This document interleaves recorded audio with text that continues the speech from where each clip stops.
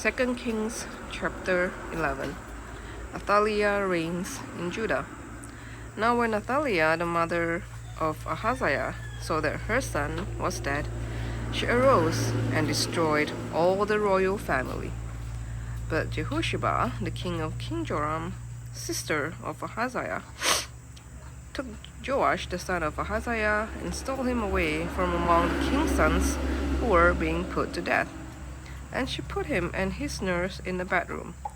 Thus they hid him from Athaliah, so that he was not put to death.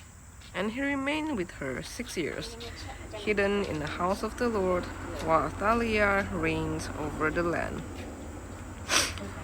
Joash anointed king in Judah. But in the 7th year, Jehoiada sent and brought the captains of the Kerites and of the guards, and had them come to him in the house of the Lord. And he made a covenant with them, and put them under oath in the house of the Lord. And he showed them the king's son. And he commanded them, "This is the thing that you shall do.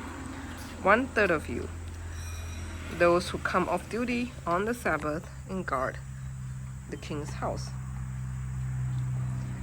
Another third being at the gate, and a third at the gate behind the guards, shall guard the place. And the 2 divisions of you, which come on duty in force on the Sabbath, and guard the house of the Lord in behalf of the king, shall surround the king, each with his weapons in his hands, and whoever approaches the ranks is to be put to death. Be with the king when he goes out and when he comes in." The captains did according to all that Jehoiada the priest commanded, and that each brought his men who were to go off duty on the Sabbath, those who were to come on duty on the Sabbath, and came to Jehoiada the priest. And the priest gave to the captains the spears and the shields that had been King David's, which were in the house of the Lord.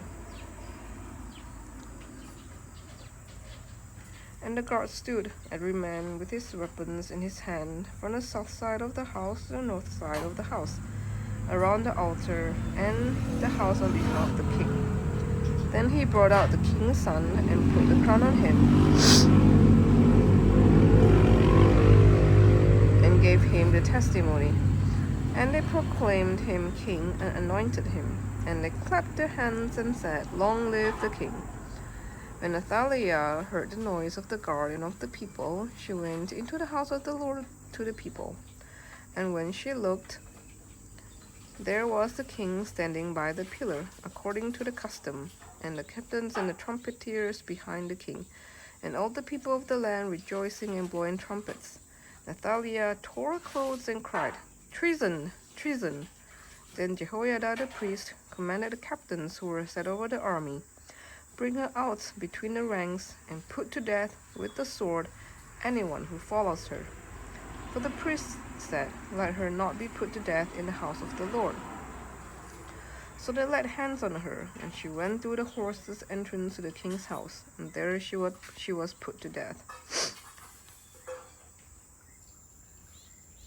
And Jehoiada made a covenant between the Lord and the king and the people, that they should be the Lord's people, and also between the king and the people.